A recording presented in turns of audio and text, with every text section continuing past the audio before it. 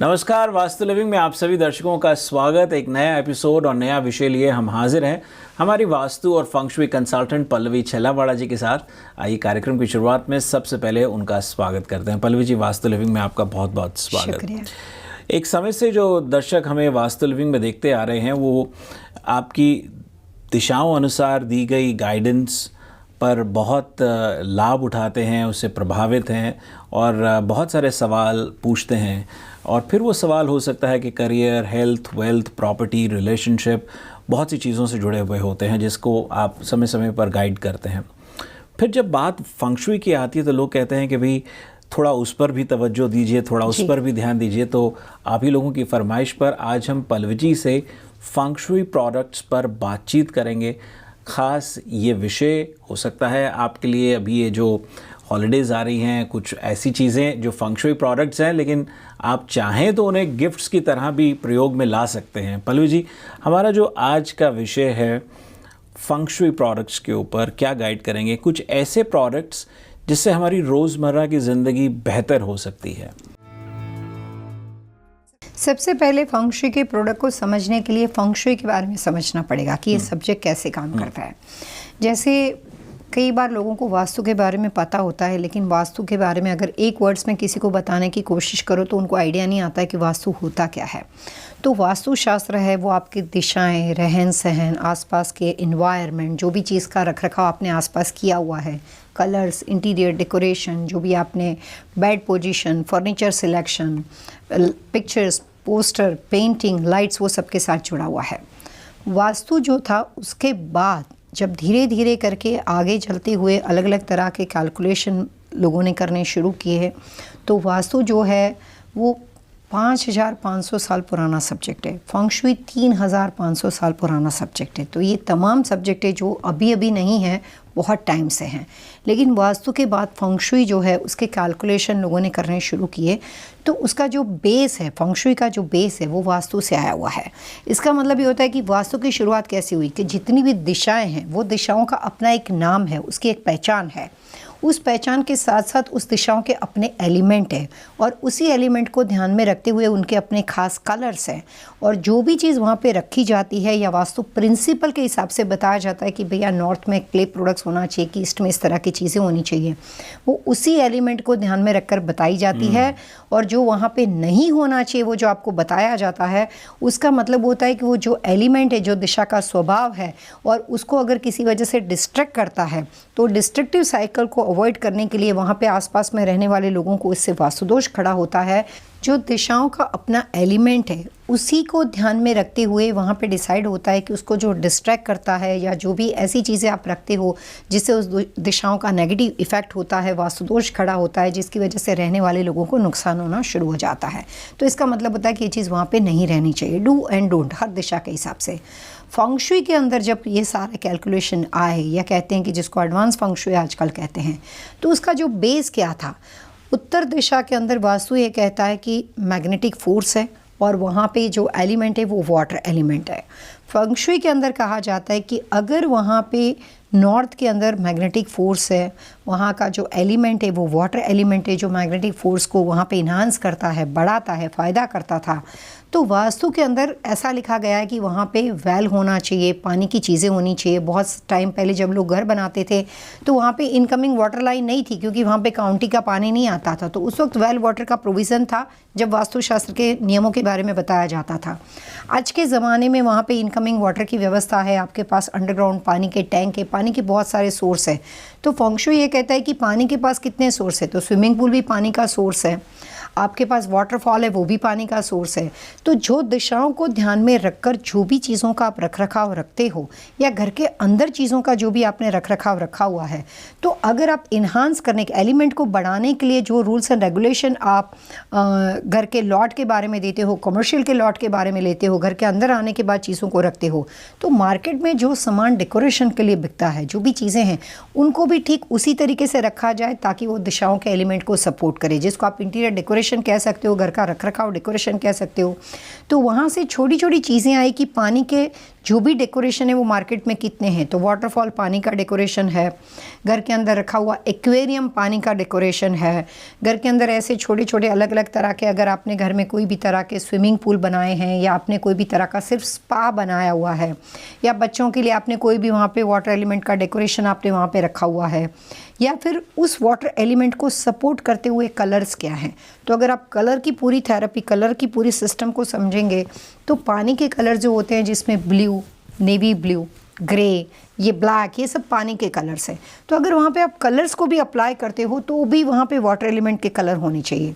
तो फंग शुई जो है वो वास्तु के साथ इस कदर जुड़ गया कि जिससे वास्तु को अप्लाई करना बहुत ही आसान हो गया। काफ़ी बार ऐसा होता है कि लोग जब मुझे फ़ोन करते हैं, इतने सालों पे वो मेरे को टीवी के ऐड में देखते हैं, मेरे प्रोग्राम सुनते हैं, तो अब मुझे फ़ोन करते हैं तो ऐसे कहते हैं कि पहले भी मुझे अपने घर का वास्तु फंग शुई करवाना है। जबकि मुझे मालूम है कि वास्तु और फंग शुई दोनों अलग अलग तरह के पूरे सब्जेक्ट हैं, लेकिन फ़ोन ऐसे ही आता है कि मुझे अपने बिजनेस का वास्तु फंग शुई करवाना है। आज से 15 साल पहले ऐसा था कि जो एशियन कम्युनिटी या पर्टिकुलर एक कम्युनिटी थी जो वास्तु सुनती थी, उनको फंग शुई के बारे में मालूम ही नहीं था कि फंग शुई होता क्या है। जो अमेरिकन कम्युनिटी थी, मेरे काफ़ी वियतनामी डॉक्टर्स हैं, अमेरिकन है, गयानी से, काफ़ी अलग अलग तरह के लोगों से मैं काम करती हूँ। तो उन्हें जब वास्तु का नहीं पता था, वो इंडिया से बिलोंग नहीं करते थे, उनको वास्तु का नहीं पता था, तो वो हमेशा बोलते थे कि पहले भी मुझे फंग शुई करवाना है। तो फंग शुई जो है वो अपने आप में वास्तु की तरह एक बहुत बड़ा रेमेडियल साइंस है, लेकिन उसके अंदर जो प्रोडक्ट्स रेमेडी है जिसको हम सिंबॉलिक रेमेडी के नाम से जानते हैं, तो उसमें जो सिंबॉलिक रेमेडी है उसका पर्पस भी ऐसा है कि उन दिशाओं में रखो ताकि आसानी से आप उसके एलिमेंट को बढ़ा सको और आपको पॉजिटिव रिजल्ट मिले। बहुत ही खूबसूरत तरीके से पल्लवी जी ने हमें समझाया कि फंग शुई दरअसल है क्या, और फिर जब आप फंग शुई को समझ लेते हैं तो फंग शुई के अंदर जो प्रोडक्ट्स हैं, कलर्स हैं, उसको एक रेमेडियल मेजर की तरह आप प्रयोग में ले आते हैं। और पल्लवी जी ने ये भी कहा कि जब प्रोडक्ट्स कुछ इस तरह से लेके आते हैं जो घर की साज सज्जा के साथ भी जुड़ जाते हैं, देखने में भी अच्छे लगते हैं और उसकी लुक को, उसकी ब्यूटी को और एनहेंस करते हैं। लेकिन बड़ी बात यह है कि कुछ लोग ऐसे भी हैं, हम जैसे भी हैं, मेरे जैसे भी हैं, कि प्रोडक्ट्स को ले आते हैं लेकिन उसको सही जगह पे रखना और उसको सही जगह से उसका लाभ पाना, जाने अनजाने लाभ हो भी जाता है लेकिन जाने अनजाने नुकसान भी हो जाता है। ये कैसे होता है, ब्रेक के उस पार हम पल्लवी जी से जानेंगे। तो दिशा अनुसार प्रोडक्ट की प्लेसमेंट किस तरह से करी जाए और जो खूबसूरत प्रोडक्ट्स हैं फंग शुई के, उनको किन किन कारणों के लिए क्या क्या प्रोडक्ट्स होते हैं, वो कहाँ से हम उनको प्राप्त कर सकते हैं, ये सब जानेंगे हम पल्लवी जी से ब्रेक के उस पार। आप बने रहिए हमारे साथ। वास्तु लिविंग में आप सभी दर्शकों का एक बार फिर से स्वागत। मैं विकास नांगे। आज हम अपनी वास्तु और फंग शुई कंसल्टेंट पल्लवी जी से खास फंग शुई विषय पर बातचीत कर रहे हैं। पल्लवी जी, कार्यक्रम में आपका एक बार फिर से स्वागत। फंग शुई क्या है, उसके प्रोडक्ट्स किस तरह से लाभ दे सकते हैं, ये बहुत अच्छे तरीके से आपने समझाया। लेकिन ब्रेक से पहले मैंने भी एक बात रखी कि जाने अनजाने हम प्रोडक्ट्स को ले तो आते हैं लेकिन उन्हें सही तरीके से प्लेस करना या वो प्रोडक्ट्स किन किन कारणों से जुड़े हुए हैं ये हम नहीं समझते, उनके महत्व को नहीं समझते। तो थोड़ा हमें ये गाइड कीजिए कि ये प्रोडक्ट्स एक साइंस की तरह किस तरह से जुड़े हुए हैं। जैसे वास्तु में कहते हैं कि वास्तु का मतलब है 5 एलिमेंट का बना हुआ, जिसको हम पंच तत्व बोलते हैं, पंच तत्व का बना हुआ साइंस जो 5 तत्वों को, एलिमेंट को वो बैलेंस रखता है। फंग शुई का मतलब होता है हवा और पानी का शास्त्र, जो आपके आसपास के वही 5 एलिमेंट्स है जिसको वो बैलेंस रखता है। तो इसके अंदर अलग अलग तरह के प्रोडक्ट्स रेमेडी जो है वो कई बार सीज़न के हिसाब से होते हैं, व्यक्ति दर व्यक्ति इंडिविजुअल रिक्वायरमेंट के हिसाब से होते हैं। अगर आप घर और बिज़नेस के बारे में देखते हो तो बहुत ही कम लोगों को ये मालूम है कि फंग शुई के अंदर कुछ ऐसी भी रेमेडी है कि जो आप उस घर के अंदर इनिशियली बिगिनिंग में एंटर करते हो तो किस तरह से की जाती है। उस घर में आपको ऑलरेडी बहुत ज़्यादा सीरियस हेल्थ इशू है और उसके बाद आपको अप्लाई करते हो, यानी कि ऑलरेडी जो डैमेजेस है वो डन हो चुके हैं, उसके बाद अप्लाई करना हो तो किस तरह की रेमेडी होती है। आपकी लाइफ में कोई प्रॉब्लम नहीं है, सब कुछ अच्छा चल रहा है और आप ये चाहते हो कि ये जो एनर्जी है वो इस तरह से बनी रहे और एनर्जी को आप अच्छी तरीके से कंट्रोल कर सको, सर्कुलेट कर सको और एनर्जी को होल्ड कर सको। वहाँ पे किस तरह की रेमेडी की जाती है। तो अलग अलग तरह की रेमेडी है। जैसे मेडिकल में बोलते हैं कि आप हेल्थी होते तो आप विटामिन को फोकस करते हो, आपको बीमारी आती है तब जाके आप पर्टिकुलर दवाइयों को, यानी कि आप एग्जैक्टली जो भी प्रिस्क्रिप्शन मेडिकल ड्रग्स है उसके ऊपर आप फोकस करते हो। ठीक उसी तरीके से फेंग शुई में बहुत तरह की रेमेडी, बहुत अलग अलग रेमेडीज है। फेंग शुई के अंदर जो भी एक रेमेडियल माध्यम है उसमें ज़्यादातर प्रोडक्ट रेमेडी के थ्रू ही चीज़ों को फिक्स किया जाता है। वास्तु में सिर्फ ऐसा नहीं है, वास्तु में दिशाओं को भी फोकस किया जाता है, वहाँ पे रखे हुए चीज़ों को भी फोकस किया जाता है, जो कि फेंग शुई में भी है। लेकिन कई बार वास्तु के अंदर अगर आप रेमेडी को इस्तेमाल करते हो उसके बावजूद भी दिशाओं को तवज्जो ज़्यादा दिया जाता है।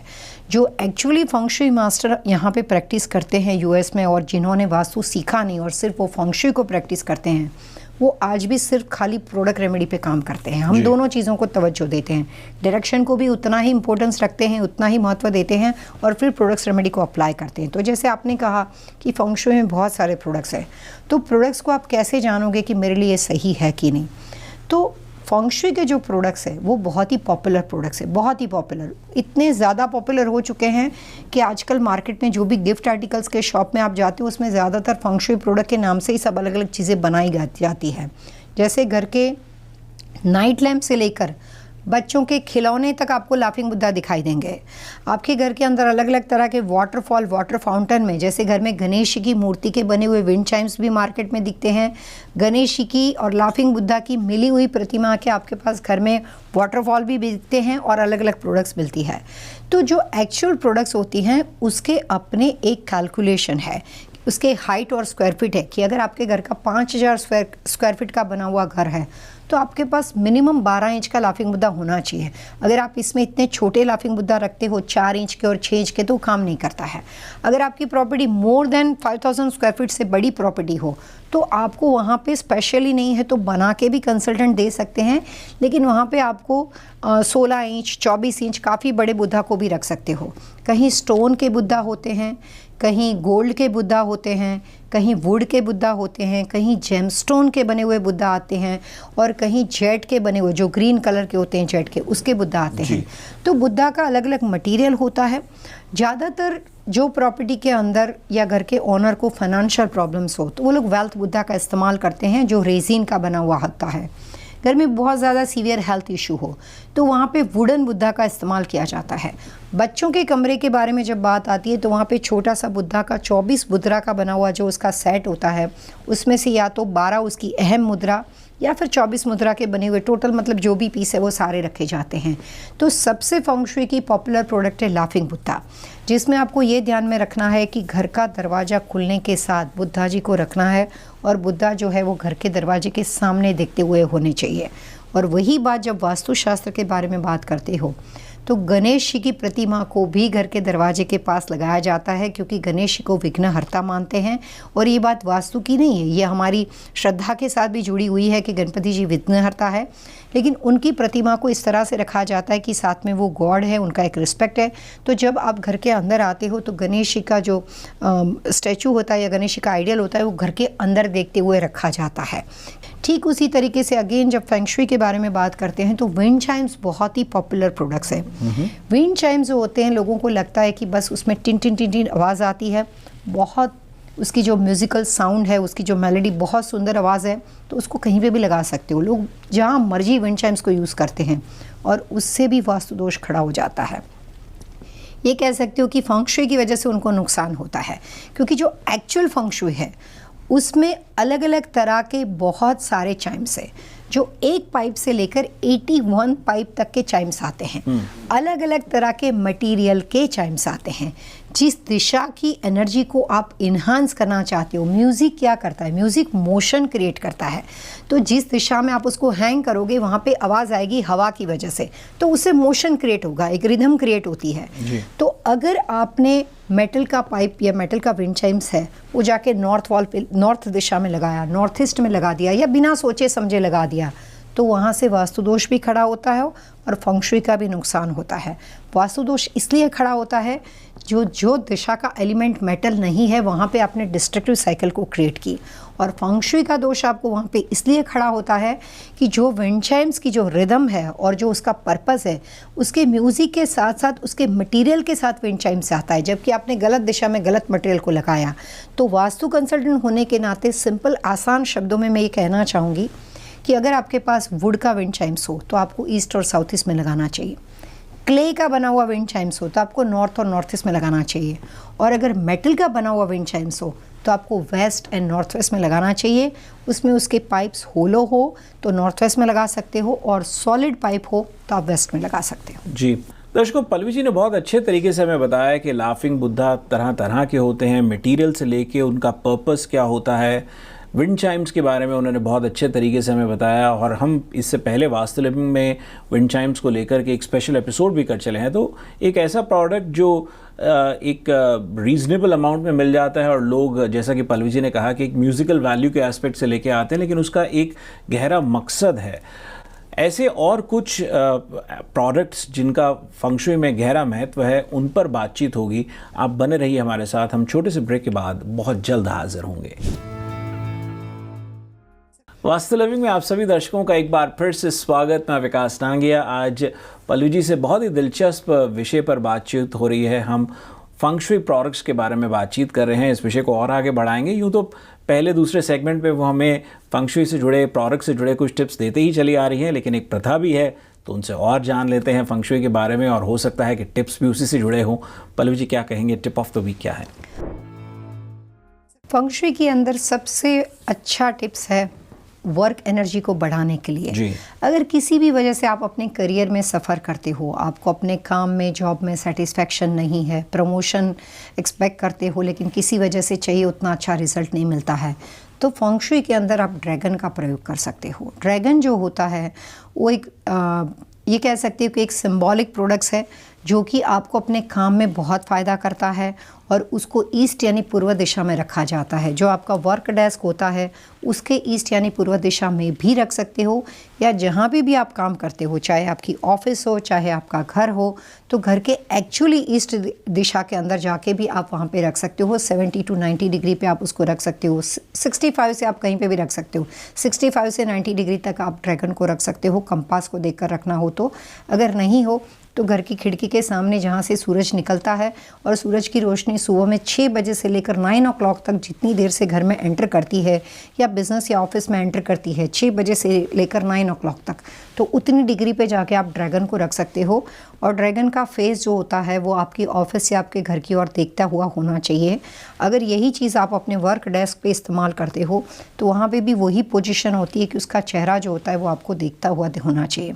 कई बार ऐसा होता है कि मैंने काफ़ी क्लाइंट्स ऐसे देखे हैं कि जो लोग का वर्क फ्रॉम होम है लेकिन उनके टेबल पे बहुत सामान बिखरा पड़ा रहता है।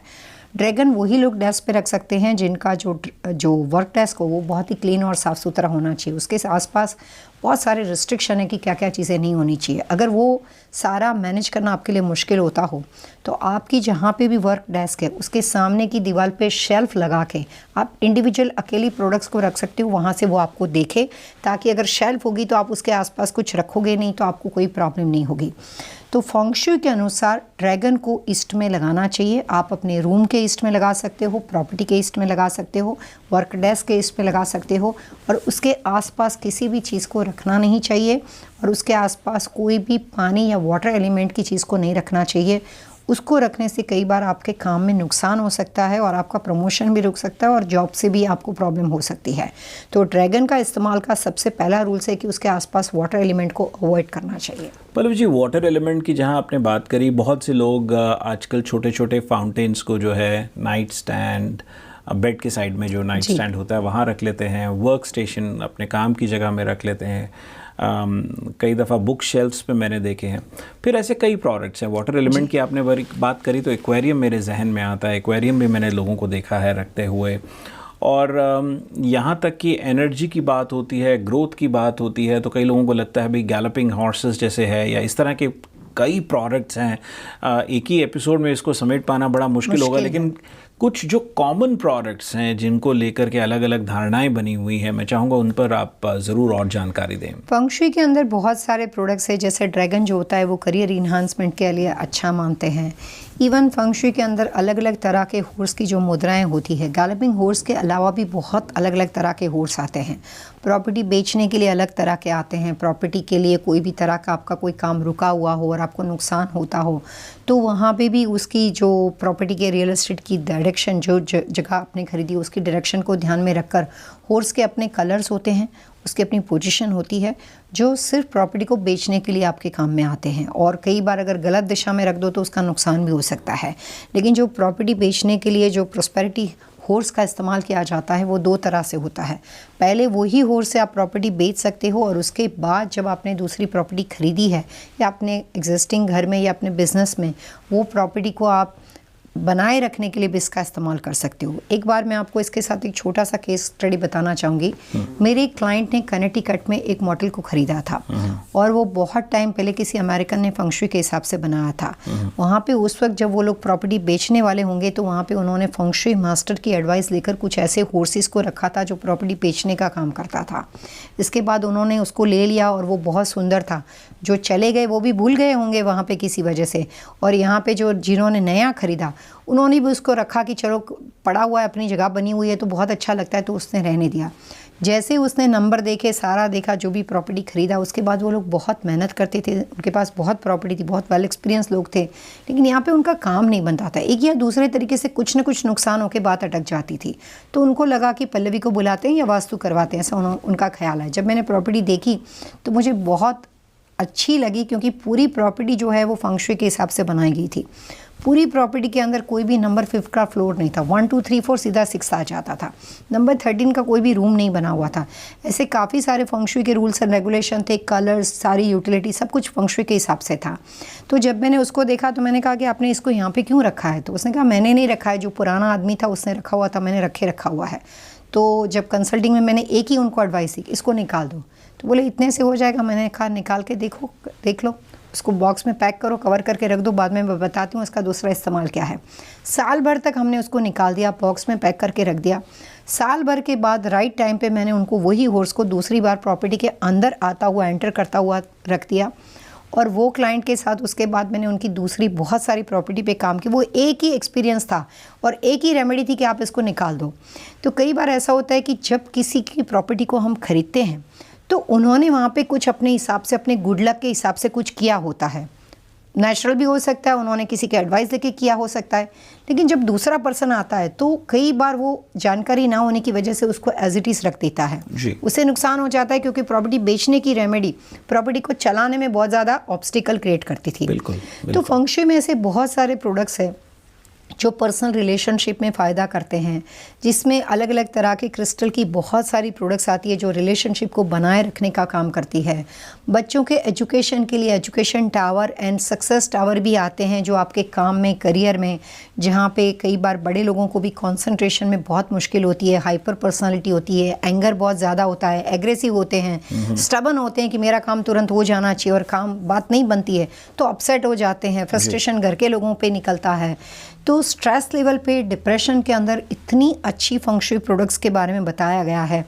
लेकिन कई बार कुछ रेमेडी ऐसी होती है कि जिसमें आप कॉमन समांतर स्तर पे इस्तेमाल नहीं कर सकते, व्यक्ति दर व्यक्ति इंडिविजुअली उनका बर्थ चार्ट देखकर भी बताया जाता है। जी दर्शकों, समस्या है तो समाधान भी है। ज़रूरी है कि आप सही सलाह लेकर के ही आगे बढ़ें। जहाँ वास्तु के लिए पल्लवी जी कहती हैं कि एक राह और सही दिशा जो ज़िंदगी बदल दे, वहीं फंक्शुई के लिए भी बहुत इम्पॉर्टेंट है कि आप प्रोडक्ट को समझें, उसकी अहमियत को समझें और फिर उसकी पोजीशनिंग और प्लेसमेंट करें। वास्तु लिविंग के आज के एपिसोड में इतना ही। यदि आज के एपिसोड से संबंधित आपके मन में कोई सवाल है, कोई सुझाव है, आप चाहते हैं कि हम हमारी वास्तु और फंक्शुई कंसल्टेंट पल्लवी जी से किसी अन्य विषय पर बातचीत करें, तो आप हमें लिख सकते हैं vastu@tvasiausa.com पर। और यदि आप उनसे सीधा संपर्क करना चाहते हैं तो सरल आसान तरीका है vastulivingwithpallavi.com। पल्लवी जी, अगले अंक तक ले आइए, दर्शकों से मिलकर के आगे लेते हैं। Wish you all happy vastu living.